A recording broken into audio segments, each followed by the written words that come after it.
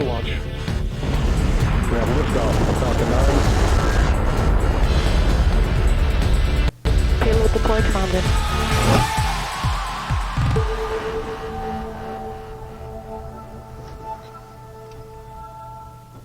December 21st, 2015 at 8:06 p.m. Eastern Standard Time or 1:06 p.m. Universal Coordinated Time. You are looking at the Falcon 9 on the SpaceX launch pad as it awaits its 8:29 p.m. local launch. Welcome to the live webcast of the SpaceX launch of the Orbcomm mission from Launch Complex 40 out of Cape Canaveral, Florida. My name is Lauren Lyons. I'm a mission integrator here at SpaceX, and I'm standing outside of mission control at our company headquarters here in Hawthorne, California. As you can see, we have tons of people out here really excited because today is not just any old launch for SpaceX. Today's launch represents a series of firsts for us. It's our first flight following our approximately 6-month hiatus following our June 28th anomaly. It's the first flight of our upgraded Falcon 9 rocket. We're going to tell you more about that later on. We'll also be deploying 11 of the Orbcomm satellites, another first for SpaceX. And today, if all goes well, we'll make history by being the first to fly back and land the first stage of our rocket to land. Tons of stuff going on today, so let's get started.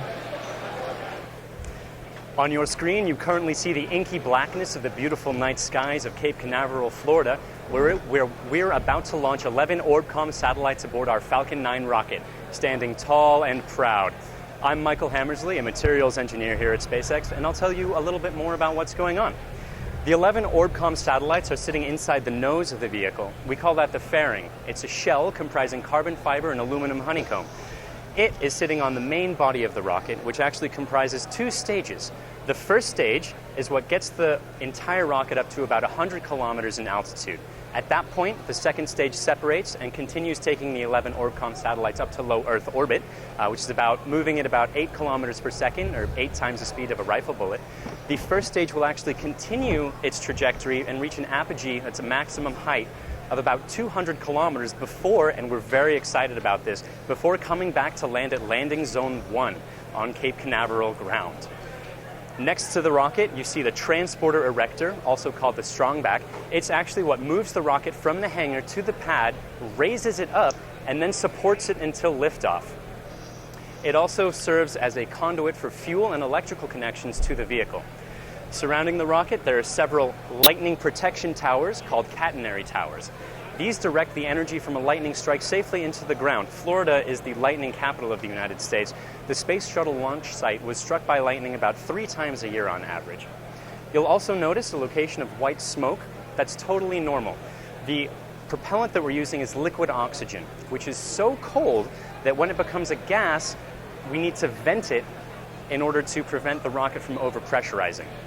And even as a gas, it still, again, is so cold that it will cause, there we go, that's the plumes. It will vent and condense the atmosphere around it, just like when you're breathing out on a cold morning, you can see your breath. To the upper right of your screen, you see a countdown clock, and follow us below on the mission progress bar to see where we are during launch. Good evening. I'm John Innsbrucker, the Falcon 9 Product Director. I've been following the countdown the past few hours, and I'll be bringing you status updates as we go through the webcast.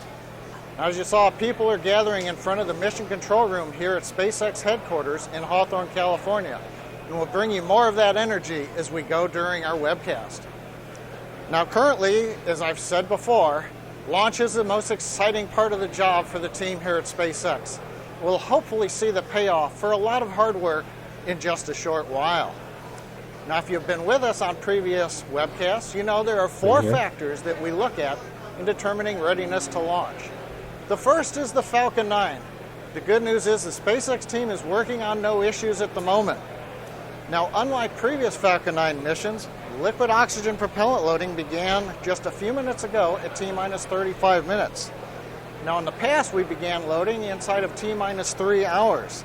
But Falcon 9 now uses liquid oxygen at colder temperatures, provides a denser propellant.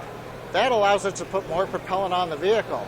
But it also means that we need to load that propellant as close to launch as we can to keep it from warming up. Now, because we can put more on the vehicle, that means we have better performance. That results in heavier payloads to orbit as well as the ability to land the first stage, something that hopefully we'll see in just a little while. The second factor is a satellite. Today, Falcon 9 is carrying the 11 Orbcomm second-generation satellites. The Orbcomm team is go. Their next event is going to internal power. Third, the range is ready to support with tracking and flight safety equipment. Their people are in place. The hazard areas are clear. And finally, the weather. Everybody likes to talk about it, but nobody can actually do anything about it. We've got a 20% probability of violating conditions. Mostly we're watching ground winds right now, but we're currently go. So at T-minus 17 minutes, 15 seconds, all systems are go. Hey, I'm John Federspiel, a lead mechanical design engineer here at SpaceX. And as you heard, we have a lot of really awesome stuff coming up on today's webcast. Now, most importantly, we're launching 11 of Orbcomm's second-generation satellites into low Earth orbit. And today's launch is actually going to complete Orbcomm's constellation around the Earth, allowing them to provide better global coverage for all their customers. Now, if you're not quite sure what I mean by low Earth orbit or constellations, don't worry, because we're going to get into all that orbital lingo a little bit later on in today's webcast. We're also going to talk a bit about the many upgrades we've made to our Falcon 9 launch vehicle, which includes a 33% increase in the overall vehicle's performance, as well as a bunch of other items to improve the overall vehicle's safety and reliability. Now, as most of you know, on June 28th, we did suffer a mishap with our CRS-7 mission. An investigation team was formed, and they determined the most probable cause to be a faulty strut within our second stage. Now, our engineering team didn't just address that faulty strut, but they looked at other vulnerabilities across the Falcon 9 and applied those lessons learned to today's launch vehicle, making us much more reliable, and we are all super excited to get off the ground. The third thing we have to talk about, and hopefully get a chance to show you, is the landing of our first stage. Now, if this works, it'll be a huge first for SpaceX, and the first for a rocket that delivers a payload to orbit. Now, this first stage will actually be coming back and landing at a former launch pad from the 50s and 60s, which we have renamed and called Landing Zone 1. And in the past, we may have made attempts at bringing that stage back at the drone ship in the ocean, but this time around, we're bringing it back at Landing Zone 1. That's what you see on your screen right there. And the overall area is substantially larger that we actually can bring that stage back. And we plan, as we've said already, to show you as much of this entire return process live on air today. Yay. And if that's not enough excitement, we have Tim Urban. He's the writer of the website Wait.Why. I know I'm a huge fan. He's here to join us and talk about space and space flight in general. In fact, one of my friends, Tom Perderio, actually was able to give him a tour, so let's check that out now. I'm Tim Urban from Wait.Why, and we're here in the SpaceX headquarters in Hawthorne, California, a very exciting place to be. And I'm here with Tom Perderio, and we're going to go look at some things. Yeah, let's go take a tour. All right. All right, so welcome to SpaceX. Yeah, this is very exciting. Yeah, this is the main factory floor as we're walking right out to it right now.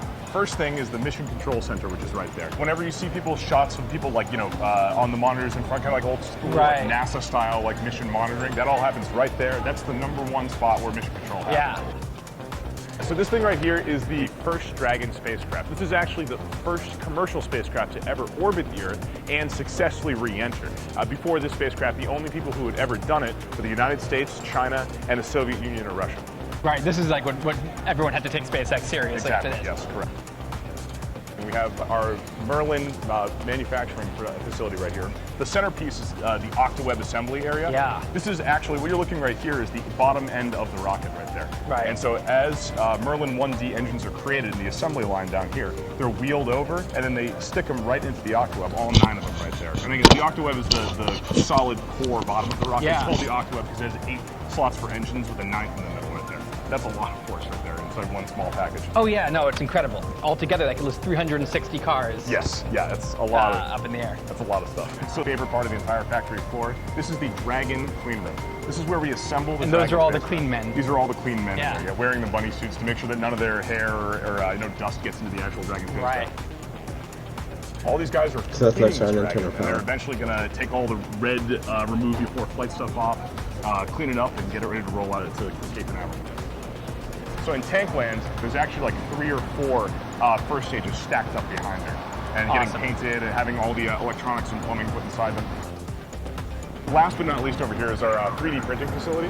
So a lot of the parts are so Look at small that this. it's actually very difficult to make them with traditional manufacturing processes. So is it that it's cheaper and easier to make it 3D, or is it that this 3D is the only way to make this the way they want? It'd be very difficult to make some of these structures. Like, how would you mill this structure, right? It'd be very difficult to do. Right, you can't like do it in the mold or anything. Yeah, really, that exactly. So, easily. but if you 3D print it, you can print anything. Okay, this is awesome. Thank you. Anytime. I can't believe this is your office. It sometimes shocks me too. The Falcon 9 is currently on the pad with 11 nearly identical Orbcomm satellites inside of its fairing. But why? Well, this comes down to two main things: the purpose of these satellites and the orbit that we'll be taking them to. So first, a bit about the purpose. Customers all over the world are looking to Orbcomm to provide communication services such as remote monitoring of farming equipment on the ground, tracking delivery of trucks from point A to point B, and even monitoring the temperature of the goods in the backs of those trucks to make sure they get to the place that they need to be in good condition. But in order to do this, Orbcomm must provide them with continuous coverage, or a constant signal from the satellites to the receivers on the ground, and do it globally. And this is where their orbit comes into play. Falcon 9 is going to launch these 11 satellites to low Earth orbit, which in this case is about 620 kilometers high, which is approximately the distance from LA to San Francisco. So while that may be close, it's certainly not easy. Satellites in low Earth orbit have to move really, really fast in order to keep up with the curvature of the Earth as they're orbiting, to avoid deorbiting and crashing into the planet. In fact, they're going so fast that they make one orbit in only 90 minutes. So for a single satellite in low Earth orbit going at about 8 kilometers per second, as it zips past its receiver on the ground, it loses its signal. Hence the 11 satellites, which are forming what is called a constellation. With a constellation, as one of those little satellites zips past, there's another one right behind it to pick up that signal to provide that continuous coverage. And with these satellites being strategically placed around the globe, they can provide global coverage to their customers. These 11 satellites that we're launching today are going to join the 31 others that are already in Orbcomm's constellation on orbit, which includes 6 that Falcon 9 launched back in 2014. So we've been with Orbcomm for a while. They've been a great customer and a great partner, and we thank them for this launch today. So now that we know our rocket or our mission objectives for today, let's learn about the rocket. We told you about this upgraded Falcon 9. Process improvement engineer Kate Tice is going to tell you more about what we've done. Hey, Kate. Hey, Tim. Nice to meet you, and thanks for taking time to tell me things. I have a lot of questions. No problem. I've been told there's upgrades to the Falcon 9. Yeah. Which is cool, because it was already a really rad rocket. So thinking from top to bottom of the rocket, we've extended the second stage as well as the interstage. We now have densified propellant, liquid oxygen. We also have a 33% increase to our performance. It's taller, it's a longer rocket. Right. Why? We have extended the size of the second stage because we've decided to add more propellant to that engine. So we have extended the length of it as well as extended the skirt of the engine itself. Okay, right, so it's the skirt. Yeah. I've learned things. So the skirt is what I've been calling the belly. Yeah. All right, so the Falcon 9 is the Falcon 9 because there's 9 of these. Yeah.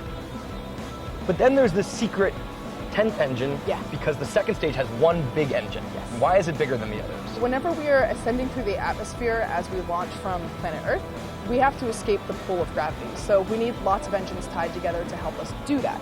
Once the second stage and first stage separate, first stage will come back down and re-land.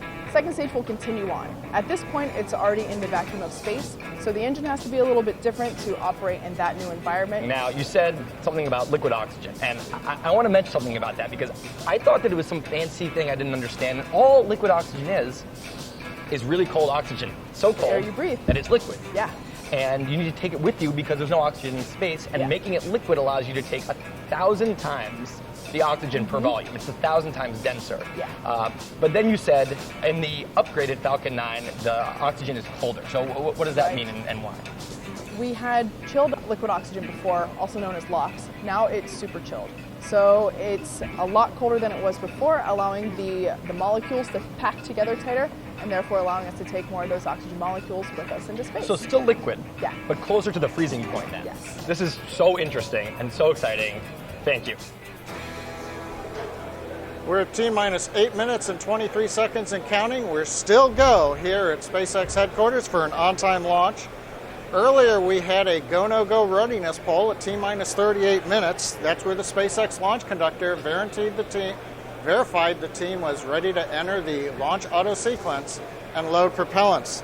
We're now inside of 10 minutes. we're opening the pre-valves and beginning to chill in the Merlin engines in preparation for the ignition sequence right before 0 seconds. Liquid oxygen is continuing to load on the second stage. We'll finish liquid oxygen loading somewhere between T-minus 3 minutes and T-minus 2 minutes.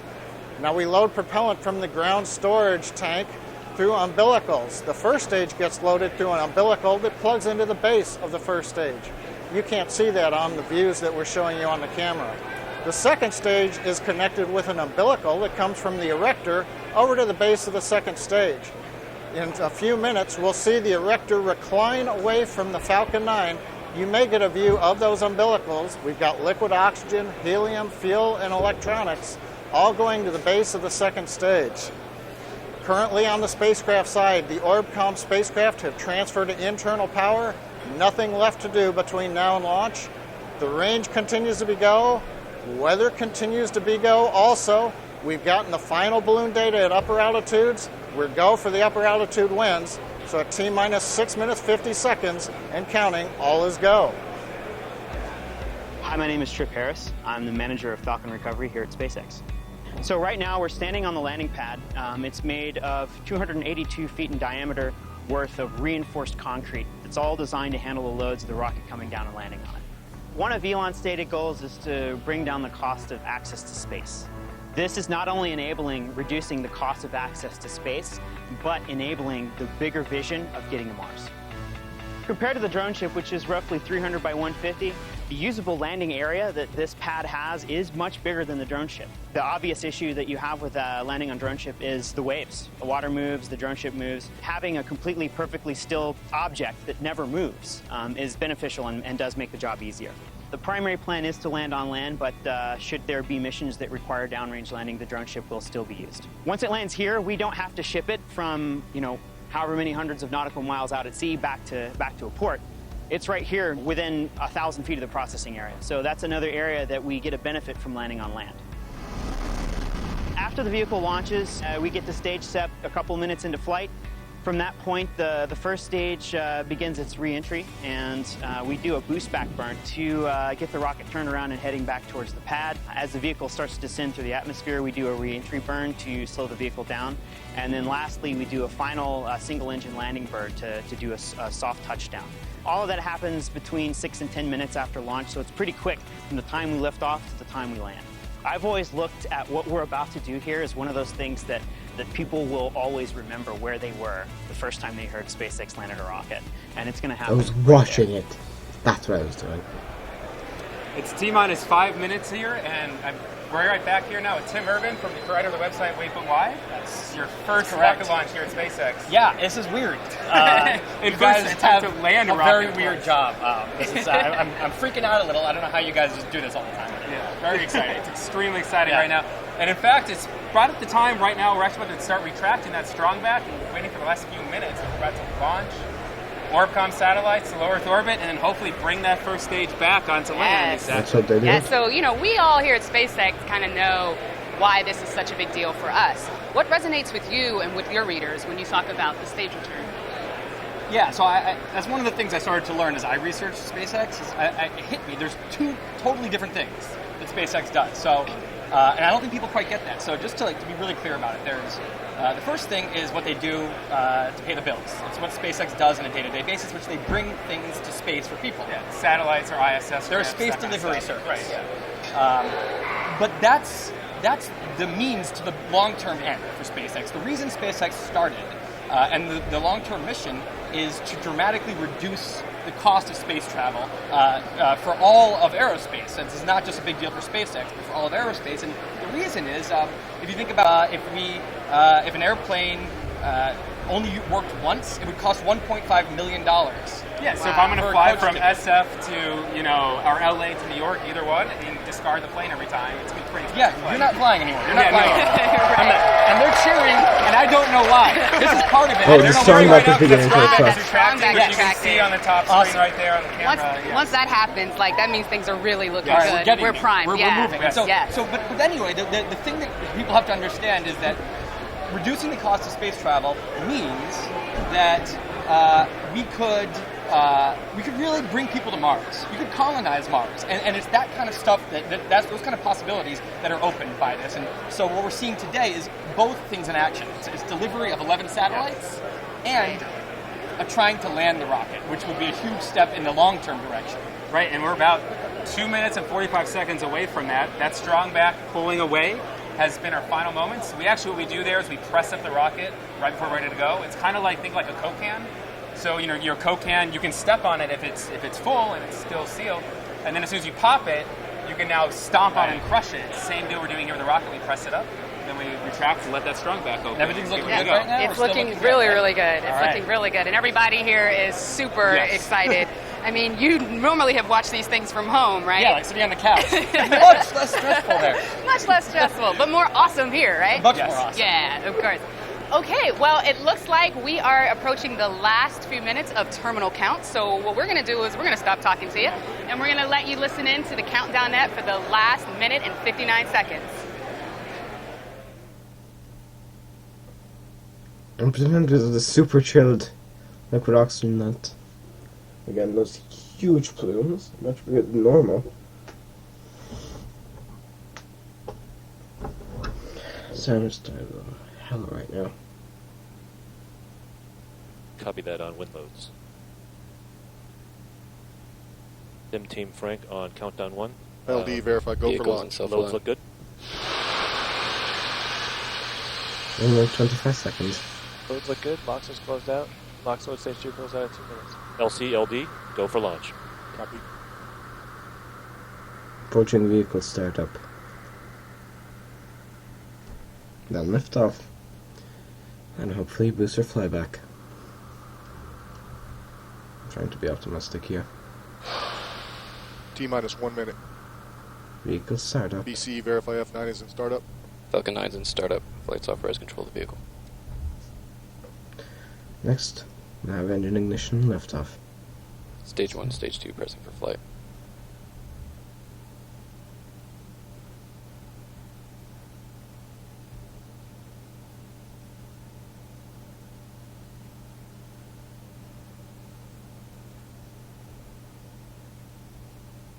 T-minus 30 seconds.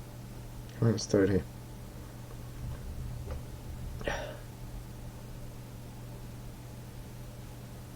T-minus 20. T-minus 20 seconds. Falcon 9 is configured at flight pressures. T-minus 15. 13, 12, 11, T-minus 10, 9, 8, 7, 6, 5, 4, 3, 2, 1, 0. Liftoff. Liftoff of Falcon 9. Falcon 9 is in the tower. Oh yeah.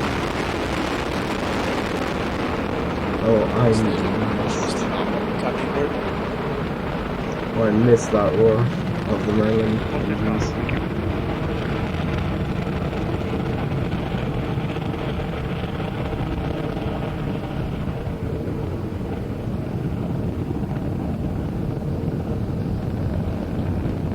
There have been a lot more than 6 launches this year. Power to control.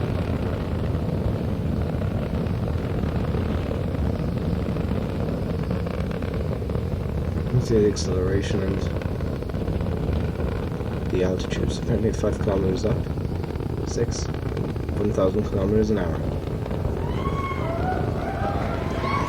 This is Michael Hammersley, materials engineer, and I'm going to talk you AOS. through some of what you're seeing and hearing as the vehicle continues to ascend. You can tell that we've had a successful liftoff initially. The Falcon 9 has cleared the towers, and it is rapidly approaching what's called maximum aerodynamic pressure. This is known as max Q. It's when the rocket is pushing hardest against the atmosphere. Speed 550 meters per second, downrange distance 2.3 kilometers. For this. You can see the engine Stage 1 plume, propulsion is nominal. the engine plume widening as the rocket is increasing in altitude, and then there's less pressure. Momentary power still look healthy. People are happy.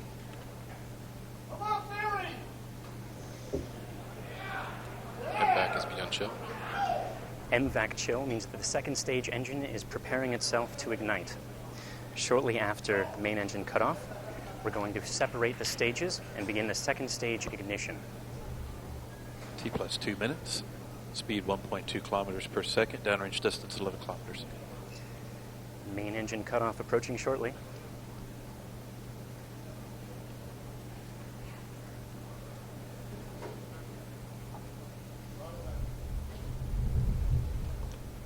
Mika. Stage step. And there we have main engine cutoff.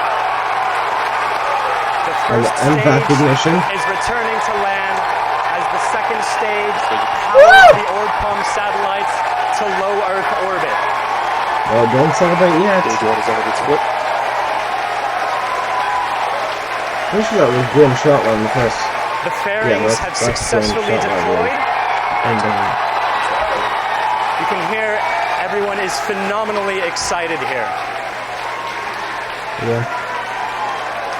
The Merlin vacuum engine is burning bright as it's moving up to speeds approaching 8 kilometers per second. That's orbital velocity, comrade. The first stage will soon begin its series of 3 burns to head back towards Cape Canaveral. I think there's the first burn, then the First, it re-entry, will then the reorient landing. itself. It will reorient itself using cold gas thrusters. Which is nitrogen, I It believe. will perform 3 more burns as it approaches landing zone 1.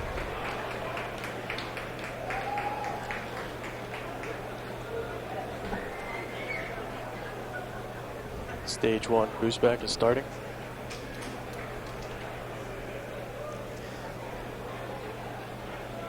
The boost back is the primary burn that will get the vehicle moving more slowly Propulsion is nominal. and heading back to Cape Canaveral.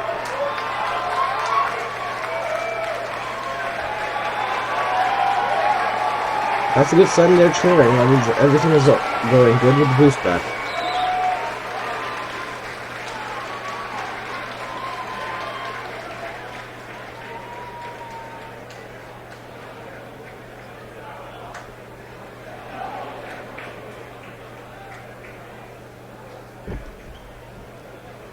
New Hampshire acquisition a signal.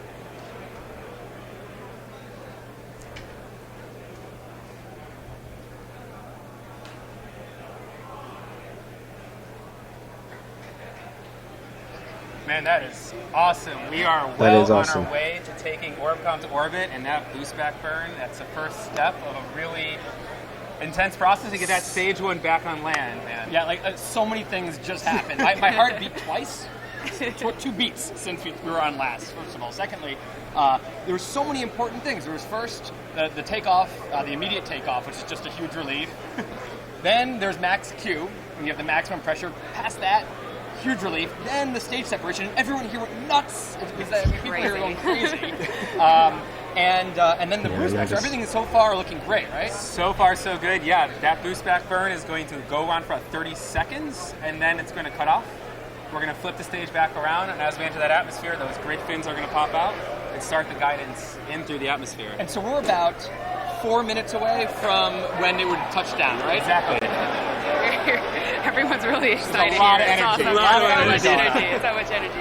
Yeah, They that worked hard for it. Look, I'm boost back excited. burn is really important because it reorients us back down to the launch site, back down to landing zone 1, as opposed to normally after the first stage separates from a rocket, after the second stage separates from a rocket, that first stage will continue on a sort of ballistic trajectory and crash into the ocean, but we are coming back to land. One of the things I think that is another thing that I just not that intuitive is what an orbit is, and so right now the second stage is going far to orbit. Right, Yeah. it is going faster and faster and higher to try to ping these satellites off into orbit. And what that means is you're not floating in orbit. The gravity is almost the same as it is on Earth. So what's happening is it's almost like the second stage is like a giant throwing the satellites as hard as it can, so that they're going 17,000 miles an hour. So you can basically curve around the Earth. They're falling, but they're going so fast that they're actually curving at the same curvature of the Earth. Well, yeah, and I know the same thing. A lot of people, a lot of people that I think of space as just going up really high and back down, which is a lot of like space tourism kind of things. But what we're trying to do is we're trying to deliver satellites and stuff like that. They go super Just fast, really fast sideways. Which is why it's really hard to bring this stage back, because the faster you go, the harder it gets to actually come back as well. Yes.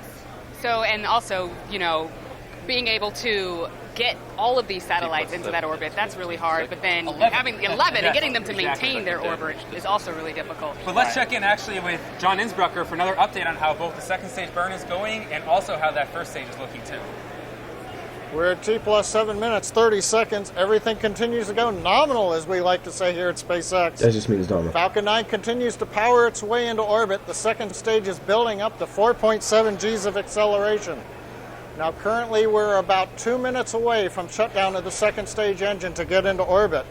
Engine performance continues to be nominal. I'm looking at the trajectory. We're going right down the middle of the track. That's good news. We're right where we want to be. For the first stage, you heard about the first boost back burn. Coming up in another minute or so, or coming up very shortly, is the entry burn, and then hopefully the landing burn. And you hear the cheering in the background.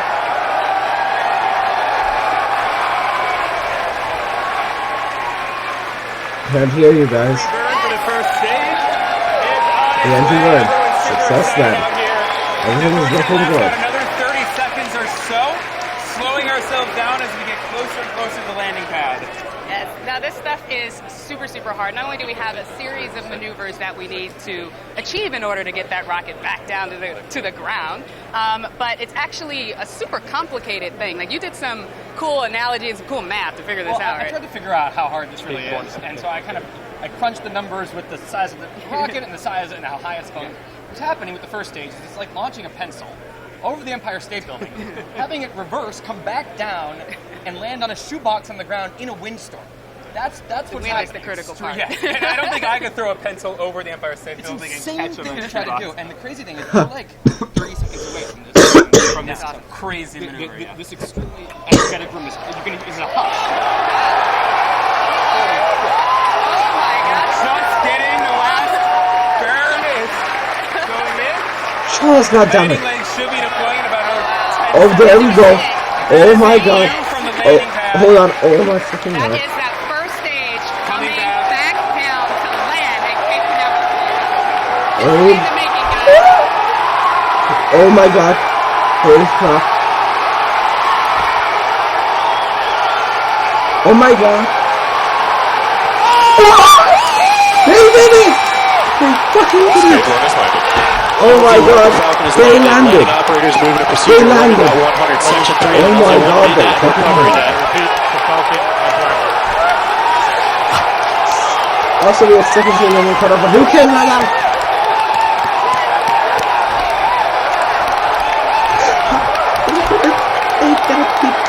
Oh my god, man, these people are crazy. World's first we've seen here, people. Oh my god. Exactly. He said it. 657 by 611 kilometers. I know, it is unbelievable come on. Oh my god! Look at this.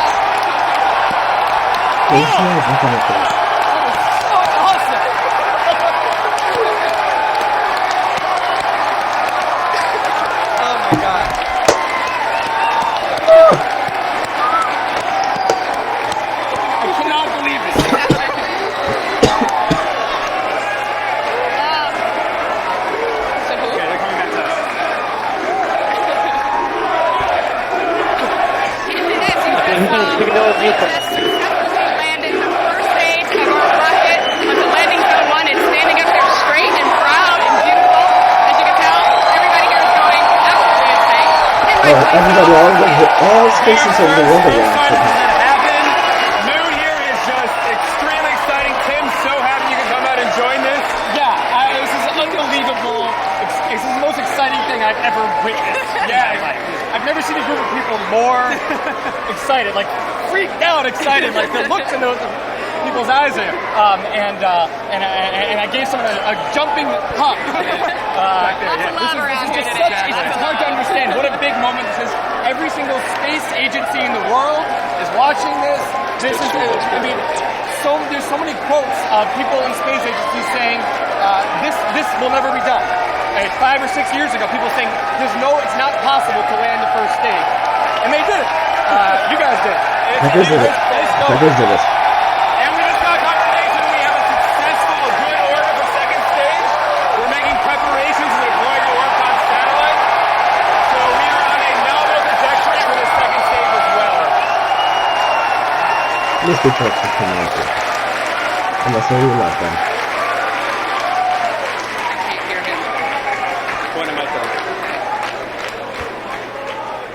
This is such incredibly an exciting thing. It's important to remember that our primary mission is, in fact, to get those 11 Orbcomm satellites into orbit. There are going to be a series of 6 separation events, and in a moment, you will see the first 2 of the 11 Orbcomm Generation 2 satellites separating from the second stage of the Falcon 9 rocket. We have cameras for at least some of those deployments, and those will be coming along shortly. as the mission continues to progress nominally. A couple of quick facts about the Orbcomm satellites. There are 11 of them. There's also a 12th mass simulator, and that's there to just provide balance.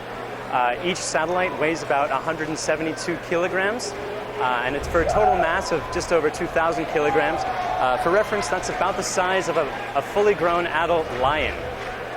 Each satellite, when stowed, is about 1 meter by 1 meter by half a meter tall. So about yay, and straight down. It's about the size of one of the small refrigerators. But that doesn't mean it's nowhere near that simple. Fully deployed, the satellite actually extends out its arms 13 meters, about the size of a telephone pole. Now, the 11 satellites are mated in 3 tiers. There are 4 farthest away, then 3, and then another 4 fairly close to the Merlin vacuum engine. And now the way that we're going to begin deploying them is with the 4 satellites on top, then the 4 satellites in the bottom, and then the 3 satellites in the middle. First spacecraft. There we go. And First point. Spacecraft we have visual confirmation of satellite deployment. Mission is continuing to progress nominally. We have 5 more satellite separation events.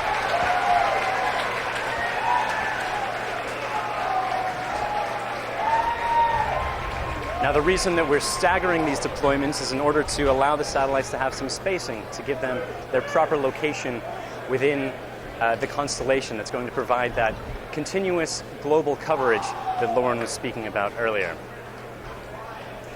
They have a parking orbit of about between 620 and 660 kilometers in altitude.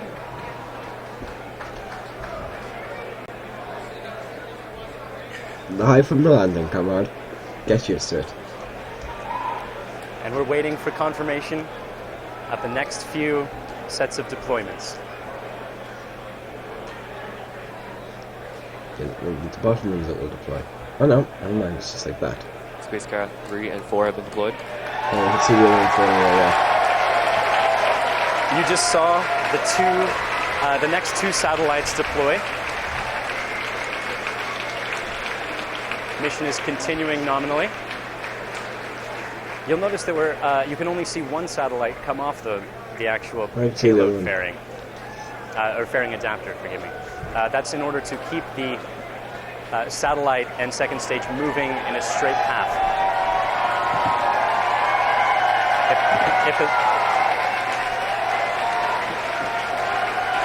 Next separation event.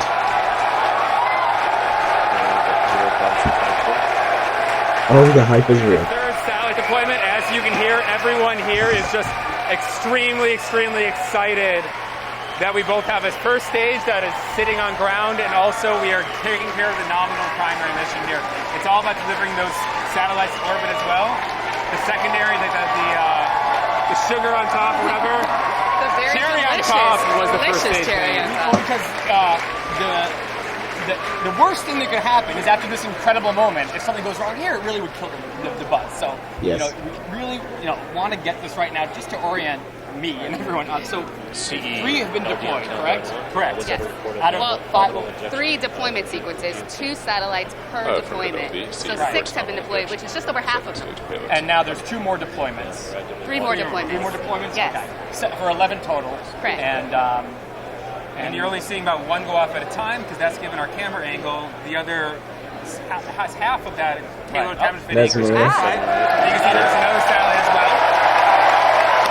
Another successful deployment. We have confirmation that is good.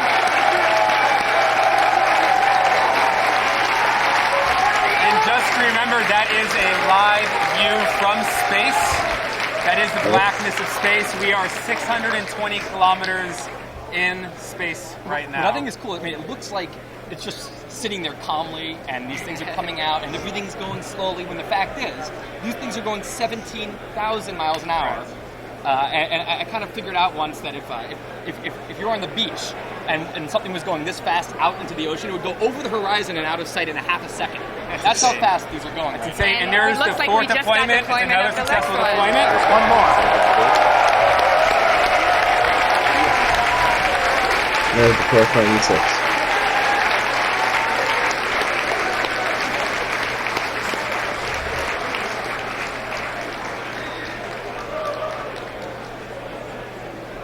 Remember the Falcon forming a rotation changes during this. Good, right?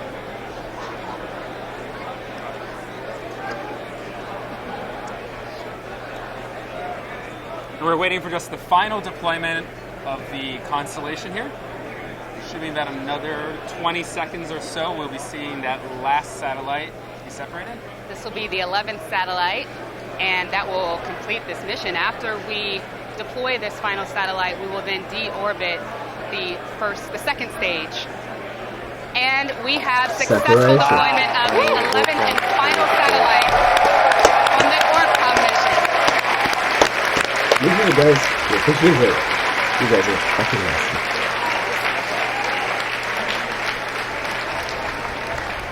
Is there another satellite? That's it? No, there's my simulator. All right.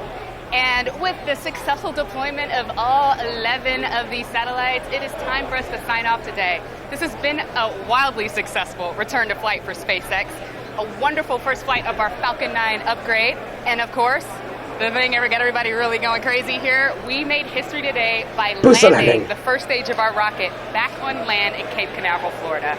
Yep, thanks to Orbcomm for today's mission, and special thanks to the Air Force 45th Space Wing for all their range support, as well as the FAA for licensing our mission. Make sure you stay connected with us on SpaceX, on Facebook, Instagram, and Twitter. And also, if you want to join us up here, SpaceX.com/careers. Come join the family. And definitely thank you as well, Tim, for joining us too today. Yes. Thank you guys. No one noticed I wasn't supposed to be here.